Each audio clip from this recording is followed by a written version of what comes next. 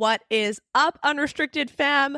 In today's episode, we are talking about how to permanently delete a diet rule from your mind so that you can finally eat the foods that you love without guilt, so that you can have more variety in the foods that you can eat because you're no longer confined to a small group of quote unquote safe foods or safe rules, just so that you can have a much more peaceful and free eating experience. So let's get into it. Welcome to the Live Unrestricted podcast, a show where you'll learn how to heal your relationship with food and your body so that you can focus your time and energy on more important things like your personal growth. I'm your host, Sabrina Magna, food freedom coach, and my mission is to help make your life happier and healthier without stress, overwhelm, or guilt about food. If you love the show, please do go out and share it. And if you're looking for support with your relationship with food, details about my programs are in the show notes. Thanks for spending time with me today. Now let's jump in. How do you break a food rule successfully? Meaning, how can you finally get rid of the anxiety or the need for control that you feel around either certain foods or certain rituals around food? So let's say, for example, that you have what feels like unlimited amount of food rules. And that's exactly how I used to feel. Like, I don't think I ever could have written them all on a piece of paper because they would keep popping up and I'd be like, oh, I have this rule and I have this rule, because they accumulate with every new diet or every new thing that you see on social media.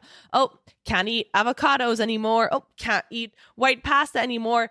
And you just accumulate it. And even if you don't necessarily follow it, you still have it in your mind as a mental rule. So maybe you're eating the thing, but you're feeling guilty and you're feeling like you did something wrong. And that is exhausting. And not only is it exhausting, but it also is going against you, because food rules, what they do is when you break them, either in your mind or you actually break this made up rule that you have in your mind, you then go into that all or nothing mindset of, I've already broken my rule, so might as well just open the floodgates and break all of my rules and then just start over tomorrow. So a food rule can actually turn into a binge. It can turn into a guilt spiral. It can turn into stress eating, emotional eating, because now you're so dysregulated because you're consumed by anxiety because of the rule that you don't want to feel this way. You want to escape your body. And so what do? You turn to food. And so food rules, they don't serve us. And let's make sure that we all can differentiate the difference between having a food rule and a food preference. A food rule triggers anxiety. It feels inflexible and rigid. Let's say that you have a food rule that you cannot eat pasta that isn't whole wheat. And then you go to a party and they're like, oh, I'm so sorry, we only have white bread. And then you're like, oh my God, freaking out. Oh, I can't eat that, or it's going to make me fat, or too many calories, or not good for me and unhealthy. Then you know it's a food rule. Versus a food preference, I personally prefer eating whole wheat, and it's really just because there's more fiber. It's going to keep me full for longer, and I genuinely do not have a difference in taste for white bread or whole wheat. And so I'm just going to go with the whole wheat. But if someone's like, I'm so sorry, I don't have whole wheat, I'd be like, that's fine. Just give me the enriched flour version. Totally fine. And so there is a difference between a food rule and a food preference. And being able to differentiate that is something that we really work on inside of Food Freedom Academy, because sometimes we don't even know. But going back to this topic of getting rid of a food rule, it's not as easy as just deciding, well, I'm just not going to do it. I'm just going to eat the food.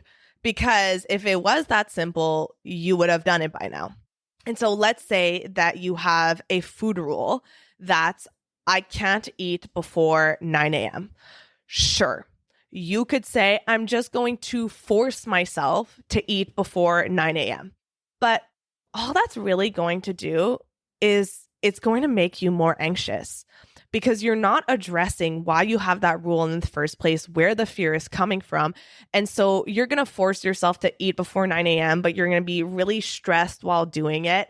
And it might not be a pleasant experience and you might not repeat it.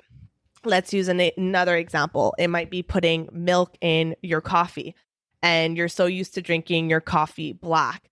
Well, you could force yourself to put milk in your coffee and you might have a positive experience where you put it and you're like, oh, that was actually really good. And I didn't die and I didn't gain 5 pounds because of this one coffee.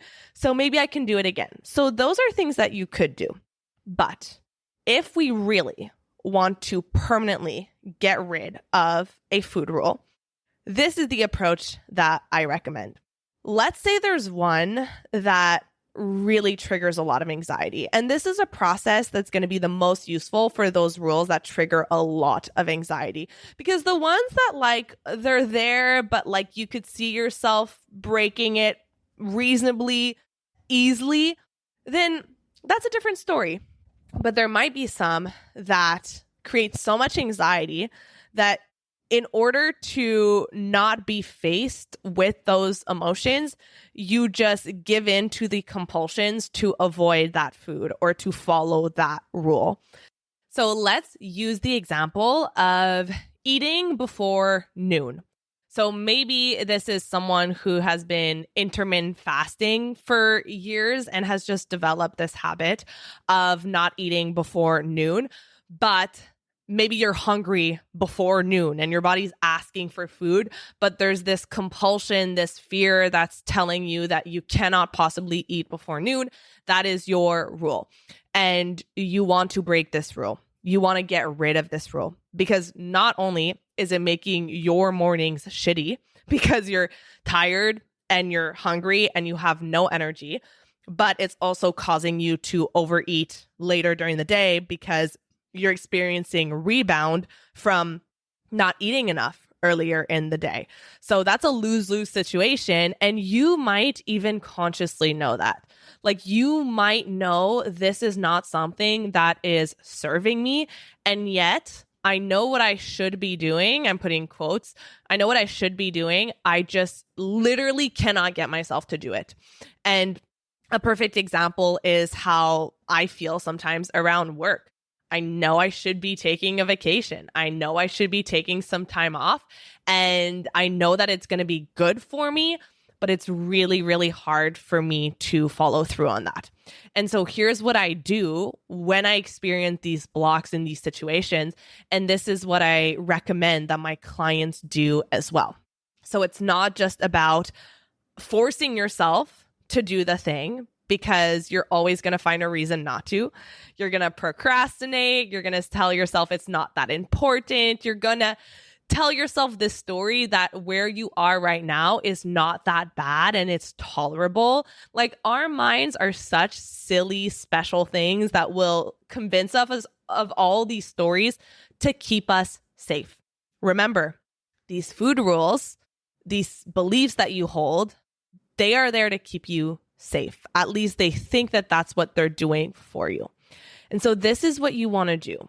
Let's say you're noticing these food rules creeping up in your mind. You're like, wow, now that I'm bringing attention to that, I feel anxious doing this. I don't allow myself to eat this. I don't allow myself to do this. This is no way to live. Well, first of all, you don't go about trying to get rid of them all at the same time. That is just going to throw you into panic mode. And when we're in panic mode and we try to do too much, too fast, we are overloading our nervous system. And when we are in panic mode and we're feeling overwhelmed, what we do is we retreat back to our restrictions. We retreat back to our control. And so that's not where we want to go. We want to be in the growth mode. And so that is where you are challenging yourself. You are doing things that feel slightly uncomfortable, maybe things that you've never done before, but you're also going at a pace that doesn't overwhelm your nervous system.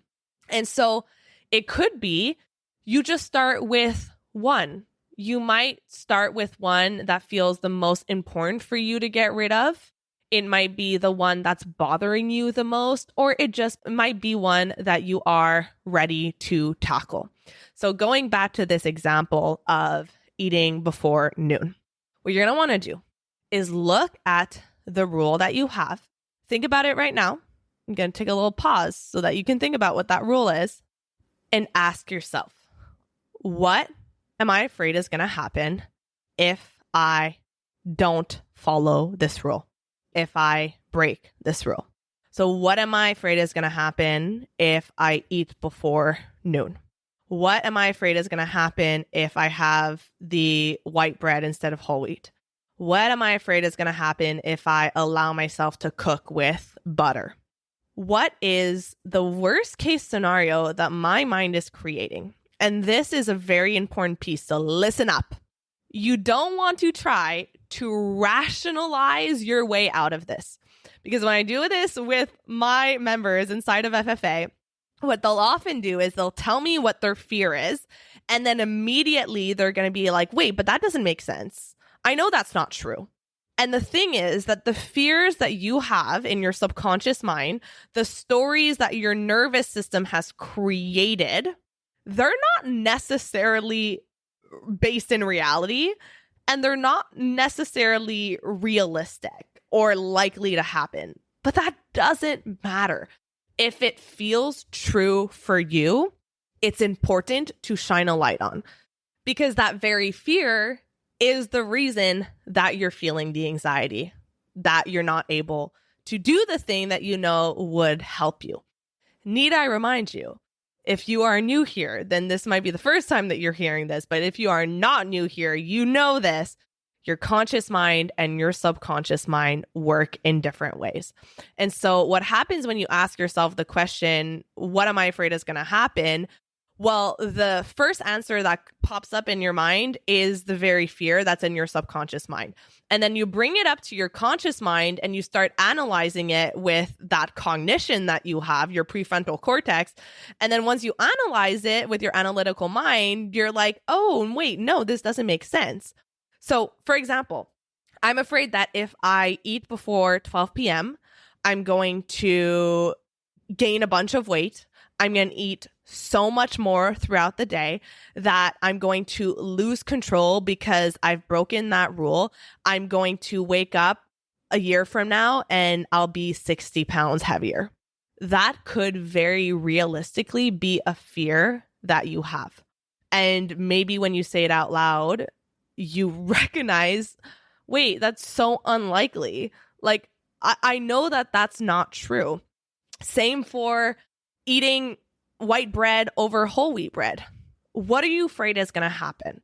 And really allow yourself to go to the worst case scenario, because that's where your subconscious mind is anyways. So now you might be thinking, Sabrina, why would I want to shine a light on that? That's just going to make me more anxious. That's just going to make me more afraid. Here's the thing though, you're already afraid. You're already anxious. You're already thinking these things. And the problem is that you are not using your conscious mind to think something differently. And so what happens when you bring that from the subconscious to the conscious, or what I like to say from the basement to the first floor, is that now you get to look at it and you get to ask yourself, is this likely to happen? Is it true that if I eat white pasta over whole wheat pasta, I'm going to become unhealthy and overweight after one meal? Is it true that if I start eating before 12 p.m. and I eat a breakfast, that I'm going to gain a bunch of weight and become super unhealthy? And what you'll see is when you start poking holes in that story, well, you're going to recognize that's actually not really likely to happen. And a step further that you can take is to ask yourself, well, what would that mean if I were to start eating before 12 p.m. and then I would gain a bunch of weight, I would lose control? What would that mean? Then we're going into advanced methods here, but I want to share it for those of you who want to take it even further. Well, it might mean that I'm not lovable anymore. I'm not worthy anymore. People aren't going to want to be around me anymore. Whatever stories you have associated to your body image, because at the end of the day, it always comes back to the body image and the control. And so now what you're realizing is that the rule is not about the rule. The rule is not about the food. The rule is about your worth and your sense of lovability. So of course, if now your worth and your lovability is on the line, well, you're going to feel unsafe breaking that rule. Your nervous system wants to keep you safe. It doesn't want you to feel worthless. It doesn't want you to feel unlovable. And it's stuck in this distorted way of thinking that catastrophizes, because that's what we do as humans is we catastrophize. We go to the worst case scenario. We have a negative bias. And I want to keep reiterating that because sometimes it's so easy to be hard on ourselves and to feel shame and feel so bad, like I've been beating myself up and my self-talk has been so negative. And I get it. I feel that way too at times. But continuously reminding yourself, okay, I'm a human being. Human beings all have a negativity bias. It's a protection mechanism. And how can I bring awareness to when I'm doing that and not feed into that negative thought loop? And actively choose something different. Actively choose something that's going to be more loving and kind towards myself. So when you realize that your rule is not about the food, it's not about the rule, but it's about something so much deeper, it then makes sense why this feels so scary for you to break. And so once you've identified what your worst fear is, what is the worst case scenario, we're not just going to leave it at that. No. Then I want you to ask yourself, well, what is the best case scenario? Like, let's say you were to break this rule, get rid of it. What could happen? Like, how could your life change? It might be once I start eating breakfast and I start eating before noon, I have so much more energy in the morning. I can concentrate more. I feel better in my body. I might even have the energy to go for a walk or to do a workout. My work is better. By the time lunchtime rolls around, instead of binging at lunch because I've been starving all morning, I'm able to eat more slowly, more intentionally. I don't need to eat as much. I don't feel stuffed after lunch. Because I'm eating enough in the morning, then I don't have this massive crash at 3 p.m. and I don't feel like I'm ravenous by 5 p.m. I'm not binging all night. I'm able to eat and feel good and listen to my body and stop when I'm full. And my day overall just feels so much better. That right there is not a hypothetical. This is what I hear from so many women. This is how I felt when I started eating enough throughout the day. This is how Luke started to feel. He used to eat his first food was at 2 p.m. when we started dating. And he was a full-time trainer at the time, which means that he was working at the gym all morning on his feet and wouldn't eat until 2 p.m. Just take that in. 6'5", massive man right there, not eating until 2 p.m. What do you think happened after that? He just binged and grazed and snacked for the rest of the day and felt like crap going to bed. And because he would eat so much at night, well, he wouldn't wake up hungry because of it. And then the cycle would repeat. And so what is the best case scenario? Like, really allow your brain to go there. What is the best case scenario if I break this rule, if I get rid of it? And then, third question you ask yourself, what is the most likely scenario?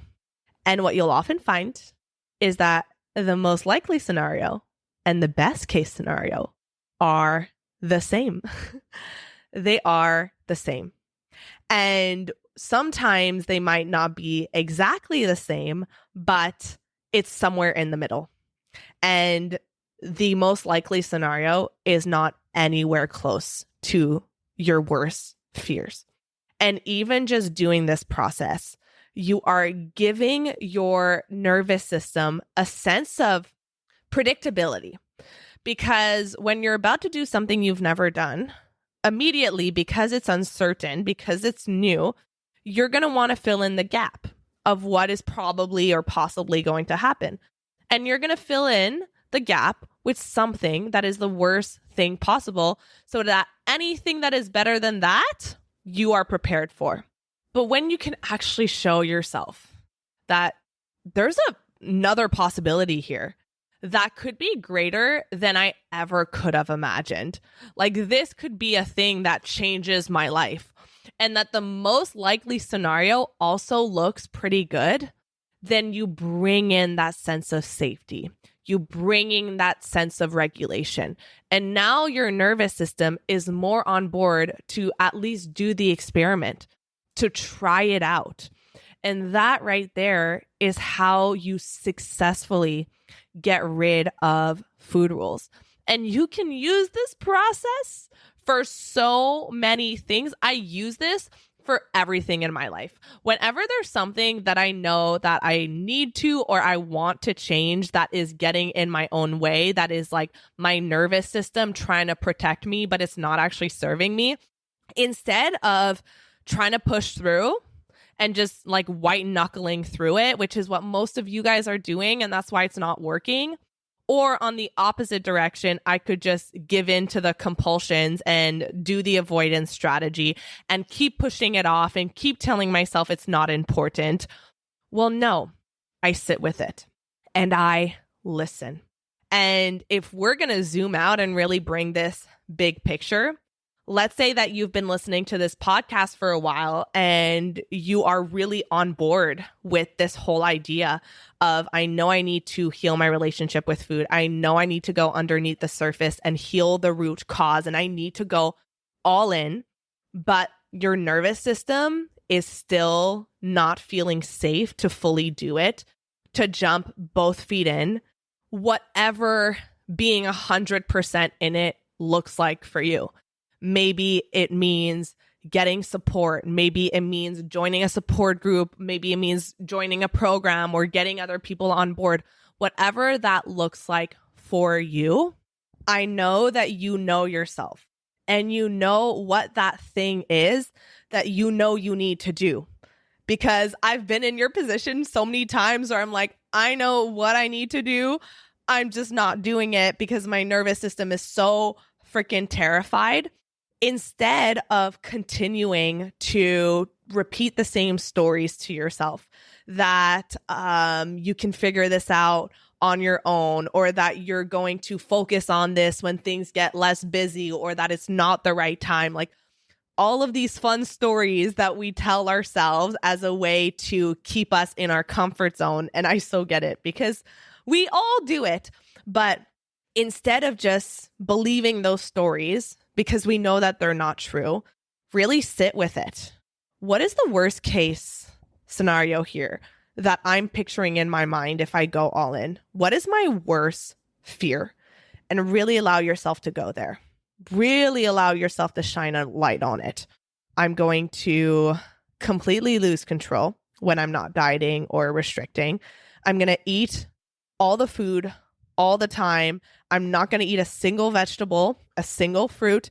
I'm going to binge 24/7. I'm going to gain so much weight. I'm going to end up in the hospital unhealthy.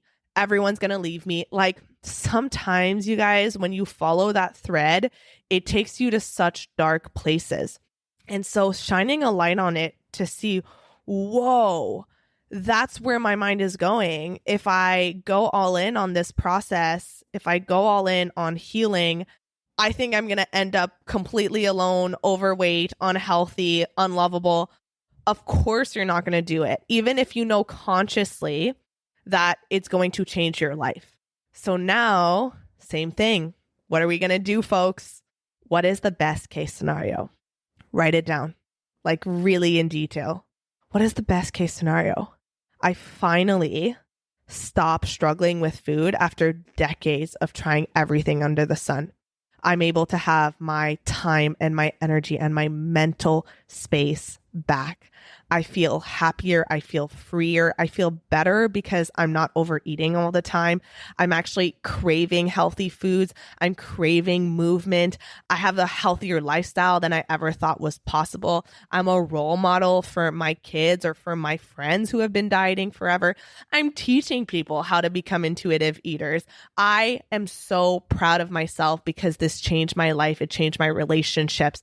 Like, really allow yourself to go there because that's not impossible.